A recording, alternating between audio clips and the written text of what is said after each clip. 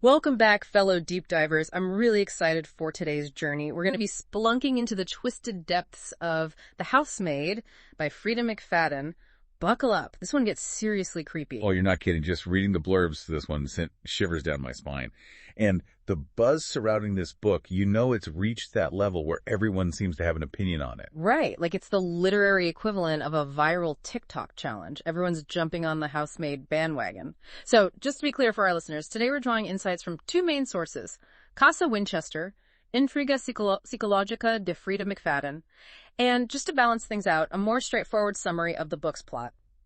We want to give you that delicious aha moment, that flash of insight. You know the feeling when you suddenly see the story's hidden layers. Exactly. It's all about peeling back those layers and exploring the psychological intricacies that make this book such a page-turner. Okay, let's set the stage. Picture this. Millie, our protagonist, fresh out of prison and carrying the weight of her past. She's desperate for a clean slate, a chance to rebuild her life. And wouldn't you know it, a golden opportunity presents itself. A job as a housemaid and nanny for the wealthy Winchester family. Talk about a stark contrast. You have Millie, vulnerable and haunted by her past mistakes, stepping into this world of privilege and seemingly picture-perfect domesticity. It's like stepping into a carefully curated Instagram feed come to life, right? Everything's gleaming, luxurious, almost too perfect. And that's where the unease starts to creep in. You get this sense, like Millie does, that beneath this flawless facade, something's off. And that's what makes The Housemaid so captivating.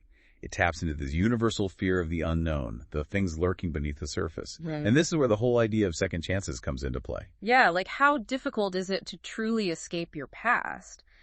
Winchester dives deep into this, showing how Millie's past shapes her present, making her almost too eager to please, too desperate to hold on to this chance at a new life. It forces us to confront those societal judgments, those invisible barriers that make it so hard for people to truly move on from their mistakes.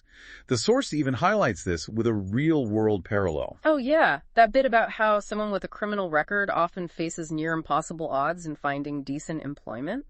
It's like they're trapped in a perpetual cycle of judgment and exclusion. It really makes you think, doesn't it? It does. It makes you question those assumptions we make about people based on their past, without considering their present efforts or their potential for change. And this whole theme of appearances being deceptive, it's like the central pillar holding up the mansion of suspense in this book. You have the Winchesters seemingly blessed with wealth and this perfect family life. But as the story unfolds, those cracks start to show. We see the tension simmering beneath the surface, the secrets and unspoken resentments that money can't quite mask. The source, Winchester, makes a brilliant analogy. It compares the Winchesters' projected image to those carefully crafted social media profiles we see all the time, full of filtered perfection.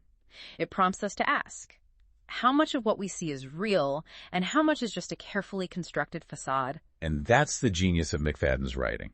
She makes you constantly question your own perceptions.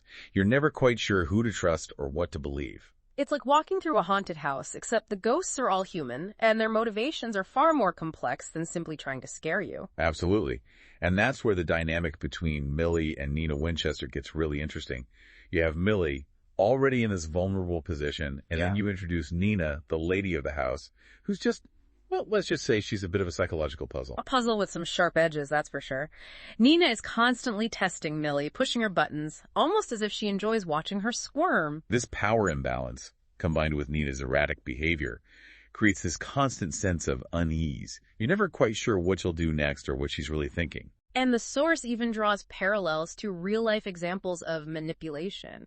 You know, those subtle ways people can make you doubt yourself, make you feel guilty or inadequate. It's chilling because it's so relatable. It is. It makes you realize how easily these manipulative tactics can slip into everyday interactions, how they can erode your sense of self-worth without you even realizing it. And then there's the whole issue of moral ambiguity, which is something this book does exceptionally well. We're not presented with clear-cut heroes and villains. Everyone has their secrets, their flaws, their questionable motivations. Right. It's like McFadden deliberately throws a wrench into that black and white thinking. Yeah. She forces us to consider different perspectives, to acknowledge the complexities of human behavior. The source even poses the question, is there anyone in this story we can truly trust? And I think that's a question that lingers long after you finish the book. It's a question that makes you reflect on your own judgments, on how quickly we label people as good or bad without truly understanding their story. And speaking of stories, Millie's past isn't just some background detail. It's intricately woven into the present narrative, adding another layer of suspense. Absolutely. That constant fear of her secret being exposed, it hangs over her like a dark cloud, makes you root for her even more, even though you know she's made mistakes. It's almost like her past, as traumatic as it was, has equipped her with this unique strength, this ability to see through deception and survive in a world that's constantly trying to knock her down. It's like that saying, what doesn't kill you makes you stronger. And Millie's definitely a survivor. Now let's dive into some specific examples from the narrative, those juicy bits that really get under your skin. Remember that sospechosa entrevista de trabajo the source mentions? Oh yeah, that was creepy. The way Nina grills Millie about her past, almost like she's trying to catch her in a lie or unearth some hidden darkness, it sets the tone for the entire book, this feeling of being watched, judged, scrutinized. And then there are those mensajes crípticos y las notas escondidas that Millie keeps finding. These little breadcrumbs of suspicion that something's not right. It's like a psychological game of cat and mouse, with Millie desperately trying to piece together the puzzle while Nina seems to be orchestrating everything from the shadows. It's pure suspense gold. You're constantly on edge, waiting for the other shoe to drop. And then you have those comportamientos inusuales de Nina, which, let's be honest, are more like full-blown psychological warfare. It's like she takes pleasure in keeping Millie off balance. One minute she's all charm and smiles, the next she's cold and distant, almost cruel. You never know what version of Nina you're going to get. And the way the source describes it, it's almost like a commentary on the masks we wear in our own lives, how we present different versions of ourselves to the world. It makes you question how well you truly know anyone, even those closest to you.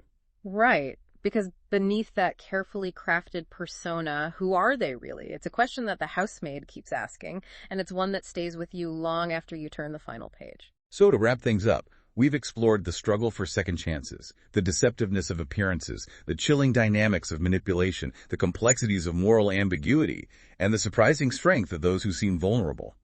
We've peeled back the layers of the housemaid and exposed those hidden mechanisms that make this book such a gripping read. And now, a final thought for you to ponder. Think about those times in your own life when you might have made quick judgments based on limited information or surface impressions.